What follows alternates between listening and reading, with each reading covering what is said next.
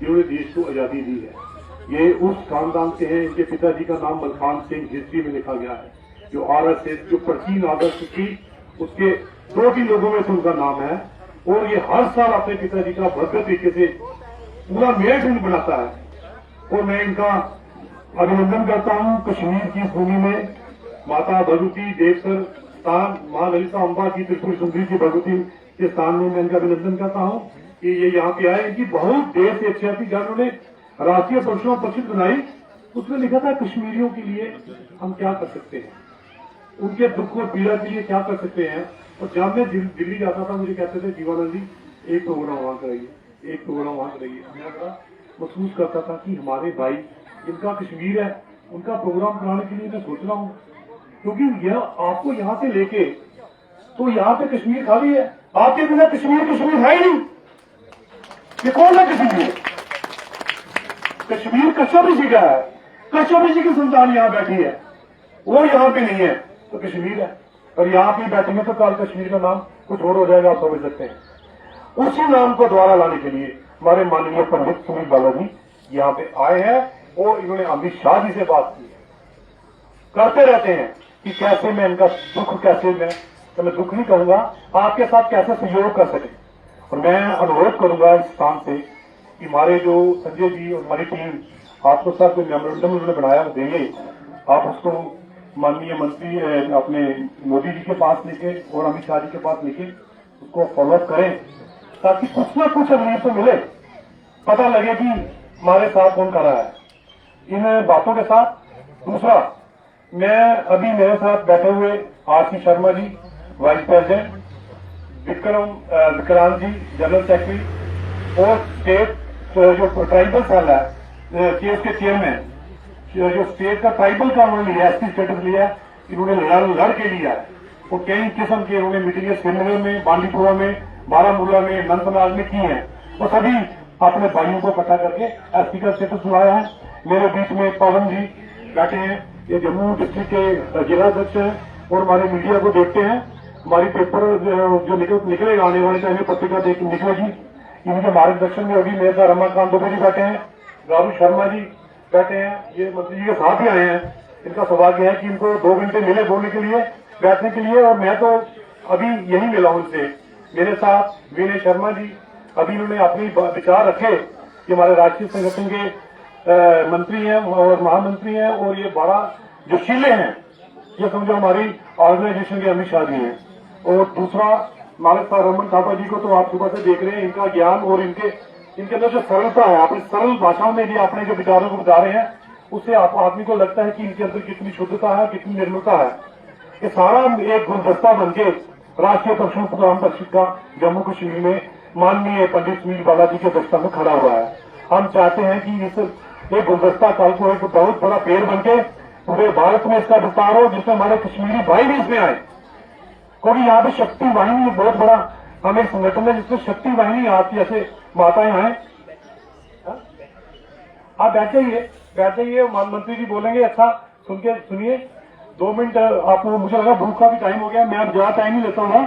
मंत्री जी के मुख से मुखार बिंदु से इनके शब्द सुनेंगे और मैं इसी के एक श्लोक के साथ खत्म करूंगा। दूरी है शैविज्म का स्थान है और परमार्थ सार विद्या दर्शन स्पंद कारिका 3 सिख दर्शन के मुख्य किताबें हैं जो रविदास गुप्त ने लिखी। 40 किताबों में से 3 का नाम ही लूंगा। तो परमार्थ साहब का जो पहला श्लोक मैं बोलूंगा, परम प्रस्तम ज्ञानादिनादि एक निविष्टा बहुतरा दुआसु सर्वालय चरा श्रेष्ठम तामेन शंभु शरण पर बदे। शिव जी की डेफिनेशन उसमें बताई गई है परमार्थ साहब के पहले ही ग्रंथ में।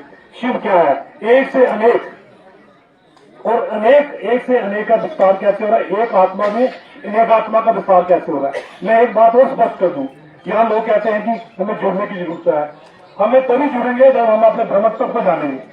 ब्रह्मत्व को जानेंगे नहीं तो हमें कोई दूसरा जोड़ेगा, नीला कबूतर जोड़ेगा, काला कबूतर जोड़ेगा।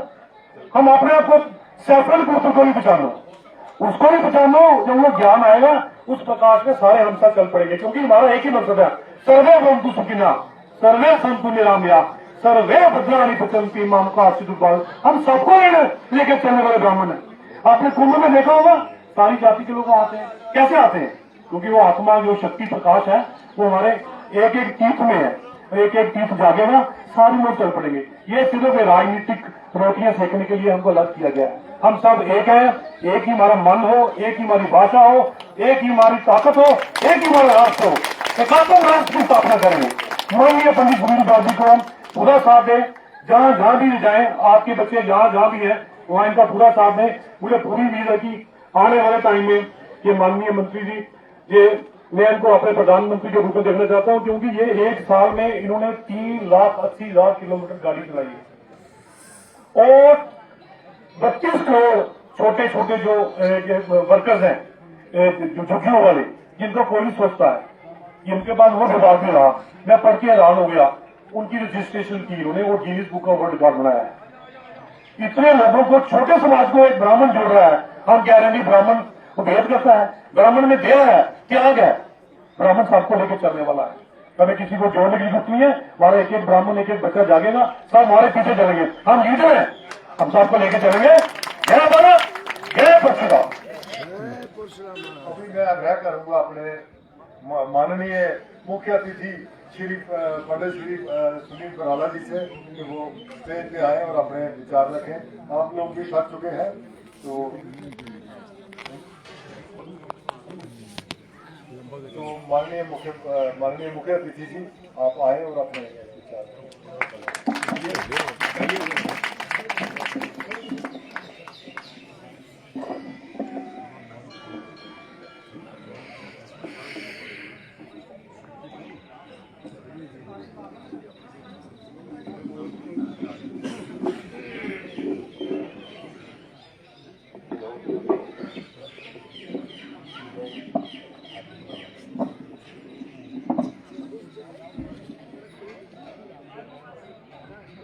जय श्री परशुराम, जय मां सुंदरी की। आज ऐसे स्थान पर जहां मां सिद्ध पीठ विराजमान हो, उसी के परिसर में मां त्रिपुर सुंदरी जी के गोद में ये कार्यक्रम राष्ट्रीय परशुराम परिषद के द्वारा आयोजित हमारे प्रदेश के अध्यक्ष एवं राष्ट्रीय प्रवक्ता, बहुत ही संगठनकर्ता श्री दिव्यानंद शर्मा जी, इस कार्यक्रम का संचालन कर रहे हमारे श्री रमन जी ठापा जी, हमारे साथ यहाँ संगठन को पूरा संचालित करने वाले, पूरे भारत में संगठन महामंत्री का दायित्व का निर्वहन करने वाले ऐसे बहुत ही संगठनकर्ता प्रिय श्री विनय शर्मा जी,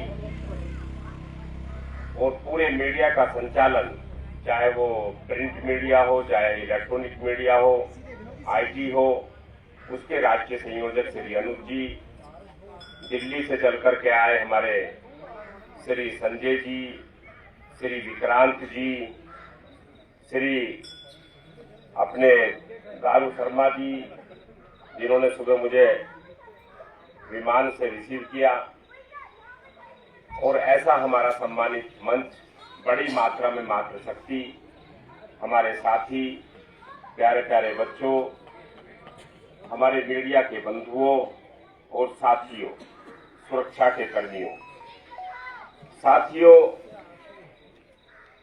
बहुत लंबे समय से ये इच्छा थी कि एक कार्यक्रम कश्मीर की धरती पर ऐसा होना चाहिए, क्योंकि ये कश्मीर कोई सामान्य नहीं है, इसकी गाथाएं हैं। और जिस संगठन से हम बाल अवस्था से जुड़े, परिवार से जुड़े, पीढ़ी दर पीढ़ी जुड़ी, आज ऐसा दिन है, ऐसे हम सबके मार्गदर्शक रहे श्रद्धेय डॉक्टर श्यामा प्रसाद मुखर्जी, जिन्होंने इस देश के लिए बलिदान किया,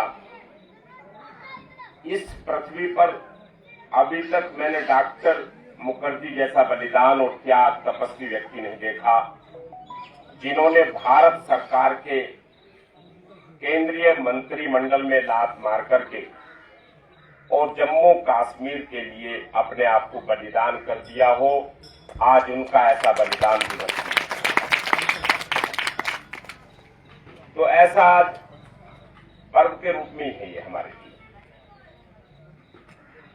और मां त्रिपुरी सुंदरी जी का आशीर्वाद हम सबको यहां प्राप्त हुआ, जो वेदों में और पुराणों में जिसका उल्लेख है, उनके आशीर्वाद से ये सब हम सब एक दूसरे के आज साक्षात्कार करने का हम सबको अवसर प्राप्त हुआ है। राष्ट्रीय परशुराम परिषद के बारे में बहुत सारी बातें आती हैं, बहुत सारी चर्चाएं होती हैं। बहुत सारे लोग कहते हैं कि ब्राह्मणों का संगठन है, बहुत सारे लोग कुछ कहते हैं, लेकिन राष्ट्रीय परशुराम परिषद अपने सनातन हिंदू और भगवान परशुराम जी के जीवन संस्करण को लेकर के काम करता है। उसके मुद्दे अनेक हैं। उसमें एक कश्मीरी ब्राह्मणों का भी मुद्दा है, जिसको लेकर के हमें भी यहां जेल में जाने का अवसर मिला था। जम्मू में गिरफ्तार हुए थे। कश्मीरी ब्राह्मणों को और कश्मीर को लेकर के धारा 370 को लेकर के उन समस्याओं का भी समाधान हुआ। साथियों, राष्ट्रीय परशुराम परिषद पूरे सनातन के साथ पूरे भारत में, पूरे विश्व में जहां भगवान परशुराम जी के अनंत स्थान मिले, यानी कि वो पृथ्वी पर पहले से ही थे, सतयुग कालखंड से ही थे, क्योंकि भगवान परशुराम जी द्वापर और सतयुग में इस कालखंड इस पृथ्वी पर आए थे। विष्णु के भगवान छठवें अवतार के रूप में आए थे। उन्होंने इस पृथ्वी पर आकर के 21 विधर्मियों राजाओं का विनाश किया था और उनके इस पृथ्वी पर 56 स्थानों पर चिन्ह पाए जाते हैं। जैसे भगवान परशुराम जी की जन्मभूमि मध्य प्रदेश जानापाव इंदौर में है, ऐसे ही उनकी तपोभूमि शाहजहानपुर उत्तर प्रदेश में, साधना भूमि मेरठ बागपतपुरा महादेव में, आंध्र प्रदेश में भगवान परशुराम जी की युद्ध भूमि है, जहां लंबे समय युद्ध चला। ऐसे उनके अनेक स्थानों के साथ जब हम जोड़ के चलते हैं, अरुणाचल प्रदेश में उनका भगवान परशुराम के कुंड के नाम से जाना जाता है। हिमाचल में मां रेणुका, जो दुर्गा की स्वरूपी के अवतार के रूप में उस पृथ्वी पे, जो भगवान परशुराम जी की मां का रूप धारण करके इस पृथ्वी पर आई थी। ऐसे अनेक स्थानों पर 56 स्थानों का वर्णन भगवान परशुराम जी के उस राष्ट्रीय परशुराम परिषद के माध्यम से हुआ, जो श्री परशुराम राष्ट्रीय शोध पीठ बनाई गई और विद्वानों ने उस पर लंबे समय शोध करने के बाद इस पृथ्वी पर हम सब सनातन के बीच में उनके स्थान को लाने का काम किया। ये सामान्य काम नहीं था। आप सब लोगों में से कुछ लोग अरुणाचल प्रदेश भी गए होंगे और उस कालखंड में भी गए होंगे जहां जाने का रास्ता नहीं था। आपने वो भी देखा होगा जहां भगवान परशुराम जी के उन स्थानों से हम तरसते थे, हम जानते ही नहीं थे कि उनकी हम जन्मभूमि किस भूमि पे जाकर के माथा टेक करके आए। हम मां रेणुका के बारे में जानते ही नहीं थे। भगवान परशुराम जी की भ्रांतियों के भ्रामक प्रचार के सिवा हम उसको जानते नहीं। लेकिन साथियों, राष्ट्रीय परशुराम परिषद के बनने के बाद पिछले लगभग 18 वर्षों में इस पृथ्वी के सनातन हिंदुओं के आज पूरे देश के अंदर व्यापक चर्चा होती है और लेख लिखे जाते हैं। और भगवान परशुराम जी के बारे में जो अनंत रूप दिखाई देते हैं, यहाँ जहाँ अभी इस पुस्तक का विमोचन किया, उस पुस्तक के विमोचन में भगवान परशुराम जी का अवतारी रूप आपने देखने को मिला होगा।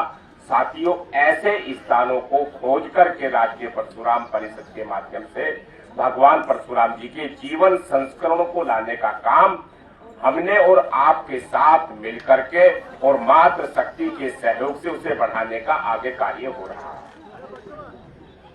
जहां चर्चा अभी हमारे कई वक्ताओं ने की, संजय जी के साथ साथ में जोड़ करके अभी हमारे जो प्रदेश के उपाध्यक्ष थे विक्रांत जी, उन्होंने उल्लेख किया, कुंभ की धरती का उल्लेख किया।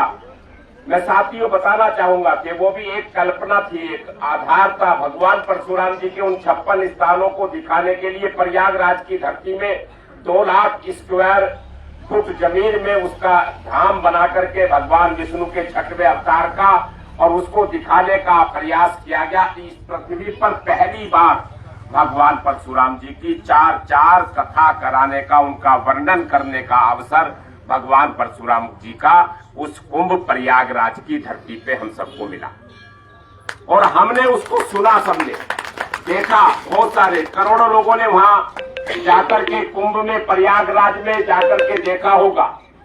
करोड़ों लोगों ने वहां सेल्फी ली। वो सेल्फी पॉइंट बना कुंभ की धरती में भगवान परशुराम जी की, जहां 51 फुट की मूर्ति थी। उस मूर्ति से भगवान परशुराम जी से प्रेरणा मिली और वहां हुए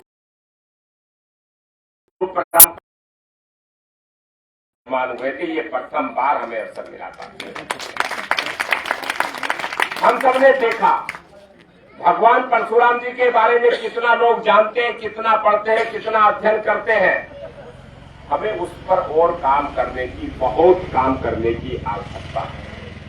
मैं जिस भी कार्यक्रम में जाता हूं, जिस भी राज्य में जाता हूं, मैं राष्ट्रीय परशुराम परिषद के पदाधिकारियों से और उससे जुड़े कार्यकर्ताओं से, कार्यकर्ता बहुत बड़ी शक्ति होती है, हमारी मात्र शक्ति बैठी है। हमारे सब बड़े विद्वान यहाँ लोग बैठे हैं जो तन मन और ज्ञान से, ये बहुत अच्छी बात अभी कही थी हमारे जीवानंद जी ने कि संख्या का नहीं फर्क पड़ता इस चीज से, इससे आपकी सोच और विचारों से फर्क पड़ता है। केवल कि आपकी सोच और विचार कितना संगठन को देने के लिए आपने अपने आप को तैयार किया है। आप कभी कभी, मैं कह देता हूं एक बात और आपको बता देता हूं, हमारे एक प्रदेश अध्यक्ष है, मैं उनका नाम नहीं बताता हूं, लेकिन वो उम्र है उनकी 73 वर्ष। तो वो प्रदेश अध्यक्ष का काम देखते हैं राष्ट्रीय परशुराम परिषद के। तो उनका फोन आया हमारे पास। तो उनका फोन जब उनको हमने प्रदेश अध्यक्ष नामित किया तो कार्यकारी राष्ट्रीय अध्यक्ष बिहार के हमारे, उन्होंने कहा कि उनकी एज के आधार पर तो उनको बात करेंगे और उनसे कहेंगे, उनसे निवेदन करेंगे इस बात का। तो हमने उनसे क्या कहा, हमने कहा अध्यक्ष जी आपको अध्यक्ष बनाने के लिए बहुत सब लोगों ने सिफारिश की और आप 73 वर्ष के हैं। तो मैंने कहा आपका आयु अब 2 वर्ष की बची है, 75 ही मान के चलते हैं। और उसके बाद तुम जितना भी मिलेगा वो तुम्हें भगवान बोनस देंगे। उस बोनस में आप कितना काम करेंगे वो आपको तय करना आपको। तो कुछ दिन बाद उनसे कहने लगे, एक मीटिंग थी, हमने उन्हें कहा कि फोन आया उनके हमारे पास, कहने लगे हम एक मीटिंग में आने का मन था लेकिन मेरे पोते का एक कार्यक्रम आ गया, मैंने सोचा कि उसे भी करता चलूं। तो हमने उनसे कहा कि हम थोड़ा सा निसंकोच बात कर लेते हैं, सीधा साक्षात्कार। मैंने कहा भाई अब तुम इस 2 साल के कार्यकाल को जीवन के आप पोते और पड़पोते में चला जाएगा आपका ये। तो आप जो भगवान परशुराम जी के लिए तय करके आए थे अपने जीवन का काम करने के लिए कि मैं सनातन पर काम करूंगा, भगवान परशुराम जी के साथ रहूंगा, मैं भगवान विष्णु के लिए काम करूंगा, मैं धर्म के लिए काम करूंगा, मैं तमाम बातें आप कर रहे थे। लेकिन आप इस माया जाल में फंसे हुए हो, इस माया जाल से आप कुछ मत करो। आप सुबह भगवान परशुराम जी का चालीसा पढ़ो और उनकी आरती करो और उनसे ये कहो, हे प्रभु, हे भगवान विष्णु जी, मुझे इस माया जाल से निकालो कैसी करके। मेरी उम्र 72-73 साल हो चुकी है, अब मुझे निकाल नहीं पा रहे आप। मैंने कहा आप निकल नहीं पाएंगे जीवन में। जब आपको 4 कंधों पर बैठा करके यात्रा अंतिम कराई जाएगी, जब आप उस माया जाल से निकलोगे। साथियों, ये हम कहना चाहते हैं सभी से कि अपने जीवन का समय सुरक्षित करिए, आरक्षित करिए। अपने जीवन में अपने परिवार के लिए, अपने आप के लिए और स्वयं के लिए, अपने बच्चों के लिए, अपने मित्रों के लिए, अपने राजनीतिक जीवन के संगठन के लिए, तमाम चीजों के लिए, लेकिन आरक्षित कर लीजिए भगवान विष्णु के 6वें अवतार के लिए भी कि मैं अपने जीवन का 1 घंटा निकालूंगा। भले ही मुझे अपनी नींद 1 घंटा कम करनी पड़े, लेकिन सुनिश्चित करने का काम करिए ताकि ये काम आगे बढ़ सके। ये सनातन का काम आगे बढ़ाना है। भगवान परशुराम जी के जो भ्रामक प्रचार किए गए थे उसके खत्म करना है सनातन हिंदुओं के बीच में से। हमें भगवान परशुराम जी के बारे में वो चिंतन करना, वो मंथन करना है। जिस बात को आप अगर गौर से सोचेंगे तो आपका एक गंभीर विचार आपके मस्तिष्क में टकराएगा और आप विवश हो जाओगे सोचने के लिए।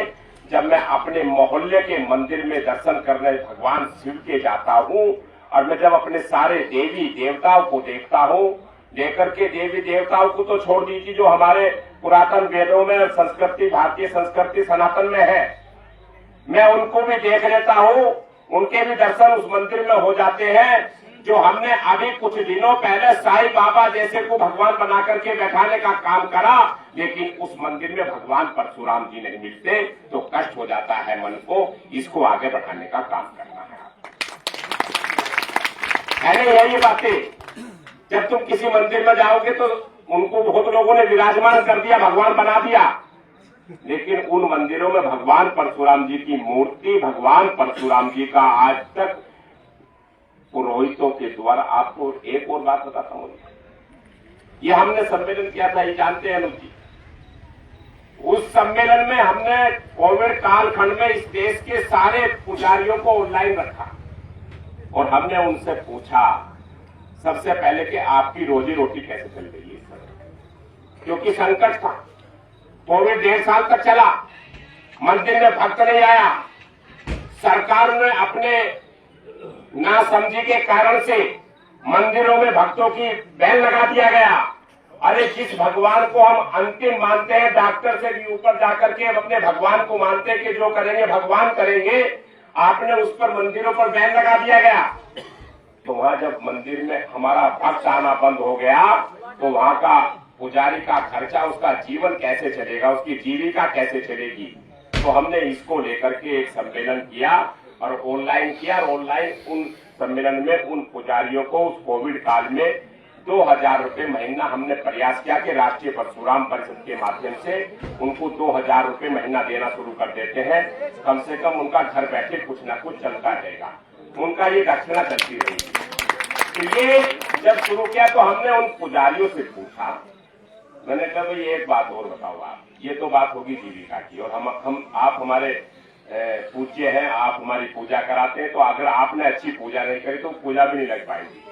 तो भगवान से पहले आप या आपके माध्यम से भगवान तक हमारी बात जाती है। लेकिन जब आप किसी के यजमान बन करके कोई बैठता है, कोई पूजा अर्चना आपसे कराता है, तो आप जय घोष कराते हो। जय घोष कराते नहीं कराते घर में, जैसे अभी कराते कि भगवान विष्णु की, भगवान शंकर जी की, भगवान राम की, भगवान श्री कृष्ण जी की, त्रिपुर सुंदरी जी की, साईं बाबा की, तमाम हनुमान जी से लेकर के, अश्वत्थामा से लेकर के, धरती से लेकर के, गौ माता से लेकर के, सबकी जय बोलते हैं नहीं बोलते हैं। लेकिन साथियों, मैंने उन पुजारियों से कहा कि भगवान परशुराम जी आपके मुंह में क्यों नहीं आ रहे हैं, तो हम जोर से बोलेंगे भगवान परशुराम की जय। तो मैंने कहा भाई ये तय कर लो, भगवान विष्णु के 6वें अवतार हैं, ये भाषण और मंच पर सुशोभित करने के लिए नहीं है। उनकी भी जयकारा लगाना शुरू करिए और भगवान राम से पहले करिए भगवान परशुराम की जय।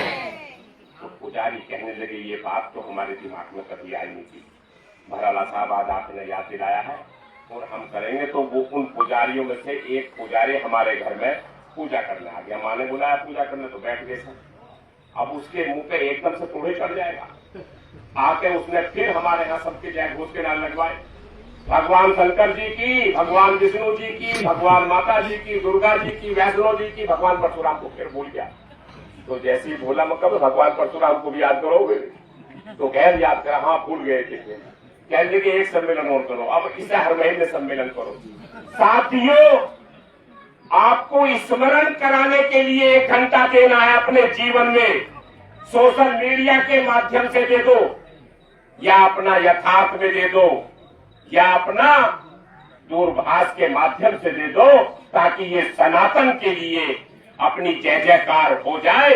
और ऐसे भगवान परशुराम जी जिन्होंने पृथ्वी पर आकर के, जहां जिनके पास न सेना थी न सेनापति थे, उन्होंने युद्ध करके भगवान शंकर जी से फरसु लेकर के जो वरदान के रूप में उनको मिला वो शक्तिशाली फरसु था, जिसके कारण से इस पृथ्वी पर 21 विधर्मी राजाओं यानी कि सहस्त्रभाव अर्जुन जैसे, धरारासुर जैसे, छायासुर जैसे ऐसे अनेक विधर्मी 21 विधर्मी राजाओं का विनाश करके, और जहां आज हम उनकी संतान के रूप में यहाँ बैठे हैं, जो महर्षि कश्यप यानी कि उन 21 विधर्मी राजाओं की जो जमीन थी वो सारे उसके मालिक भगवान परशुराम जी थे।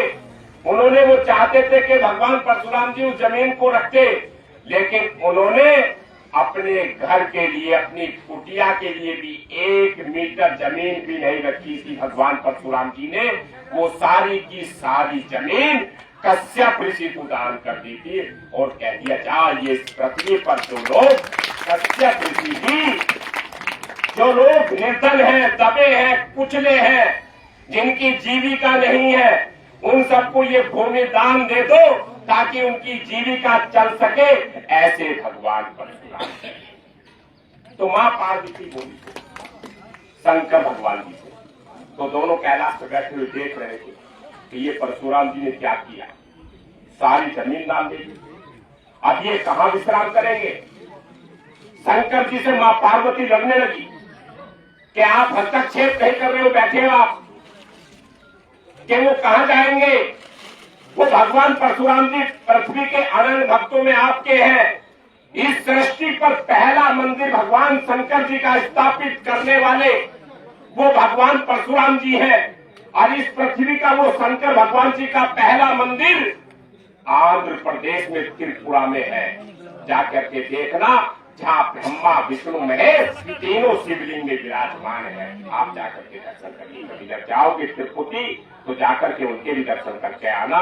तो मां पार्वती ने उस बात पर शंकर भगवान जी को, जब वो लड़ने लगी उनसे, कहने लगी महादेव हस्तक्षेप करिए, तो क्या कहा फिर महादेव जी ने कि एक स्थान छूट गया है परशुराम, जो दान में नहीं दे पाए, और वो दान में भी देते थे उनको, लेकिन उस पृथ्वी पर भगवान शंकर जी का उस पर एक वहां पर श्राप है। उस पृथ्वी पर कोई भी इस पृथ्वी का मनुष्य जाकर के उस धरती पर नहीं जा सकता, उस स्थान पर नहीं रात को बिता सकता अपनी। वहां केवल भगवान परशुराम जी विराजमान करेंगे। तो भगवान परशुराम जी जब परशुराम कुंड अरुणाचल प्रदेश में, उस कुंड में जाकर के दर्शन करने के बाद तो जो विराजमान होते हैं महेंद्रगिरी पर्वत उड़ीसा के अंदर, वो स्थान भगवान परशुराम जी का विश्राम का है, वहां विश्राम करते हैं। लोगों ने उस कालखंड से यानी कि 1 लाख वर्ष काल की अवधि से लेकर के अब तक ये प्रयास कर चुके, बड़े बड़े लोग जाकर के वहां, सरकारों ने खूब प्रयास कर चुके कि इस पहाड़ी पर हमारा कब्जा हो जाए, ये पहाड़ी हमें मिल जाए। लेकिन जैसे ही सूर्य अस्त होने लगते हैं, उस पहाड़ी पर घनघोर खौफ व्यापक रूप से आने लगता है, और व्यक्ति मनुष्य जो भी होते हैं आसपास से, वो बिगड़ किसी के आदेश के अपने आप ही उस पृथ्वी को खाली करते चले जाते हैं। वहां भगवान परशुराम जी मां पार्वती के कारण से वो विराजमान होते हैं। आप चलिएगा 22 तारीख को, 22 जुलाई को राष्ट्रीय कार्यकारिणी राष्ट्रीय परशुराम परिषद की वहां हो रही है। 22 जुलाई में होगी, अभी जून चल रहा है। 22 जुलाई को भुवनेश्वर पुरी में होगी, जहां भगवान विष्णु, कलयुग के भगवान विष्णु विराजमान है।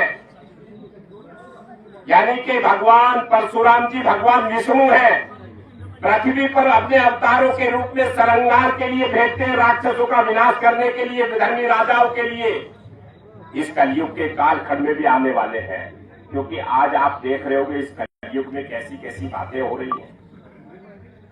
पैसे के लिए, धन दौलत के लिए पति अपनी पत्नी की मां की हत्या कर देते हैं, जो देवी के रूप में पूजी जाती है। बेटा पिता की हत्या कर देता है, ये कलयुग का एक आह्वान चल रहा है, इसमें भी बहुत जल्दी आप किसी के बीच में से कोई निकल करके इस सनातन को गूंज करने के लिए अपने उस अनुशासन को, भारतीय संस्कृति को लेकर के आगे बढ़ने आएगा कोई ना कोई साथियों। तो वो कलयुग के अवतार महेंद्र गिरी पर्वत से ही निकला है, क्योंकि भगवान विष्णु पुरी पर जगन्नाथ पुरी के रूप में बैठे हुए हैं साथियों। ऐसा एक कालखंड भी है।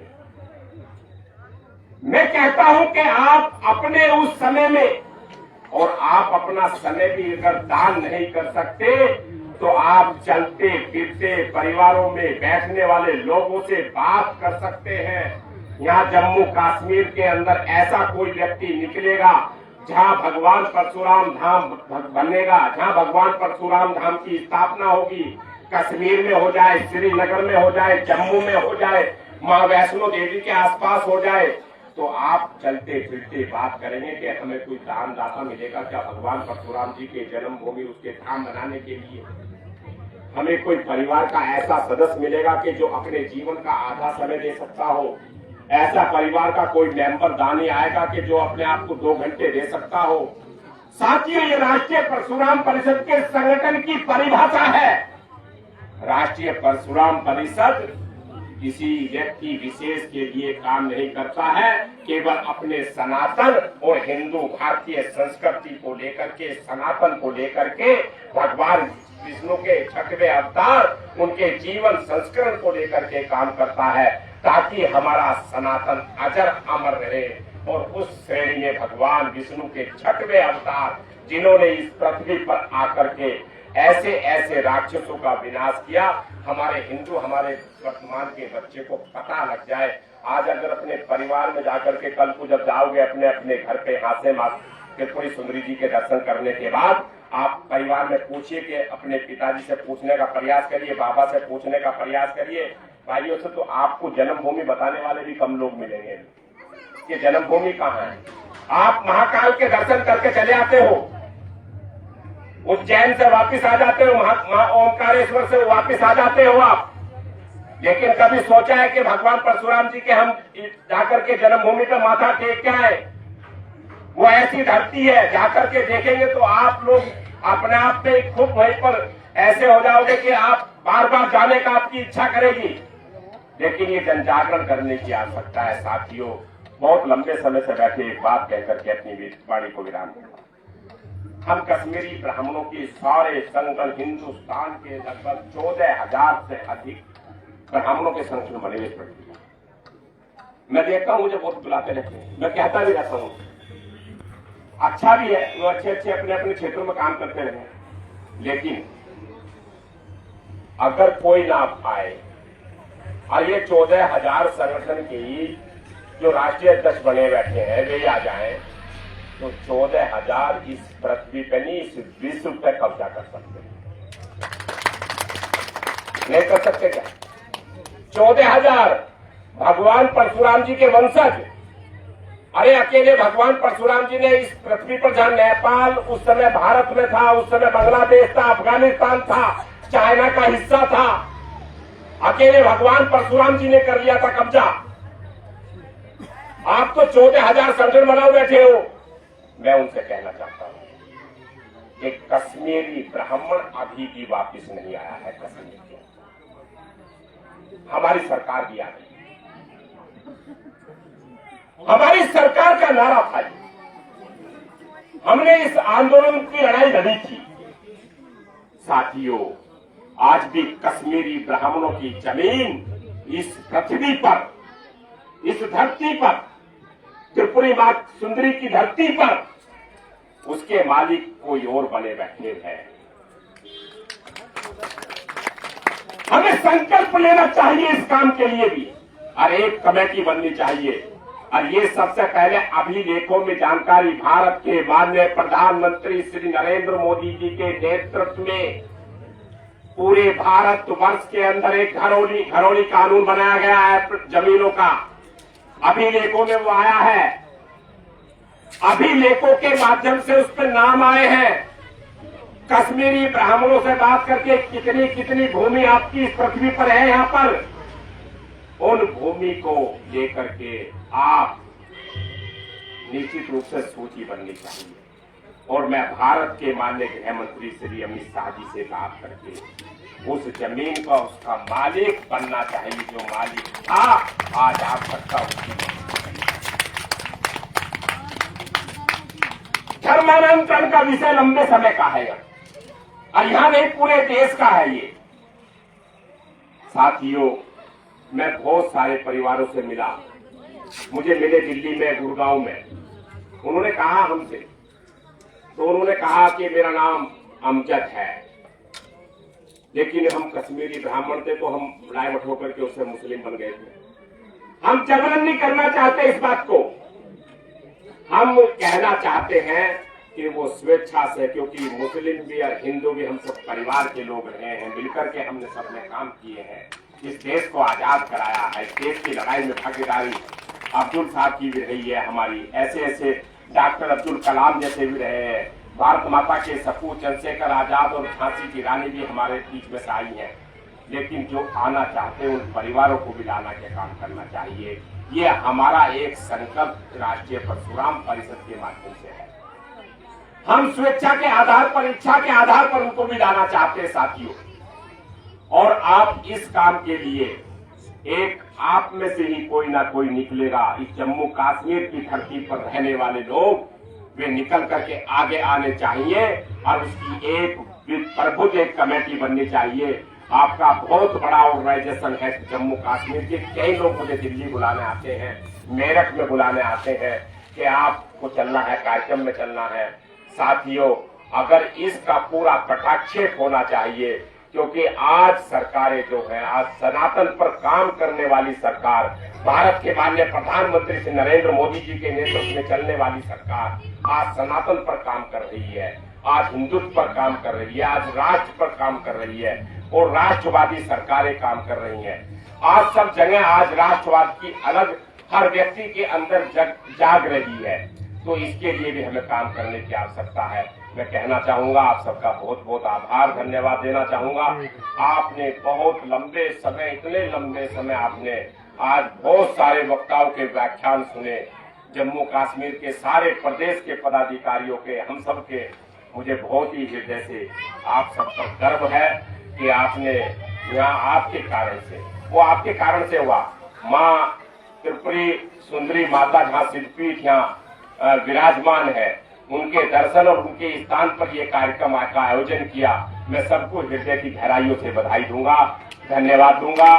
और आप सब लोगों के लिए अपने भगवान परशुराम और माँ त्रिपुरी सुंदरी जी से आपके लिए भी और सबके लिए भी जीवन में उज्जवल कामना हो, उसके लिए कामना करूंगा। इन्हीं शब्दों के साथ जय श्री परशुराम।